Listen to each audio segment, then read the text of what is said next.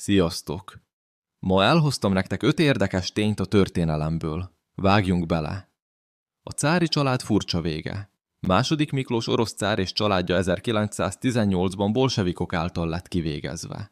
A legenda szerint lánya, Anasztázia csodával határos módon túlélte a támadást, és évtizedekig pletykák keringtek arról, hogy életben van.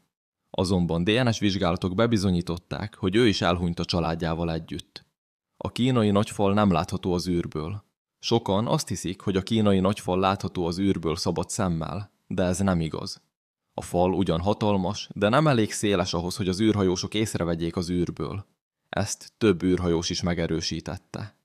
A világ legrövidebb háborúja. 1896-ban az Egyesült Királyság és Zanzibár között zajlott a világ legrövidebb háborúja, amely mindössze 38 percig tartott.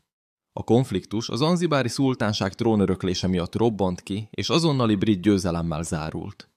Kleopátra nem egyiptomi származású volt. Bár Kleopátra híres egyiptomi uralkodónőként ismert, valójában görög származású volt.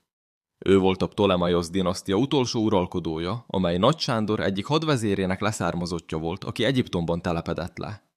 Az olimpiai játékok aranyérmei valójában nem tiszta aranyból készülnek. Az aranyérmek, amelyeket az olimpikonok kapnak, valójában ezüstből készülnek, és csak egy vékony aranyréteggel vannak bevonva. Az utolsó tiszta aranyérmet az 1912-es Stockholmi olimpián adták át. Azóta az aranyérmek összetétele sokkal gazdaságosabb, de az értékük és presztízsük változatlan maradt. Köszönöm, hogy megnézted a videómat. Ha tetszett, jelezd nekem egy lájkkal és iratkozz fel további videókért. Sziasztok!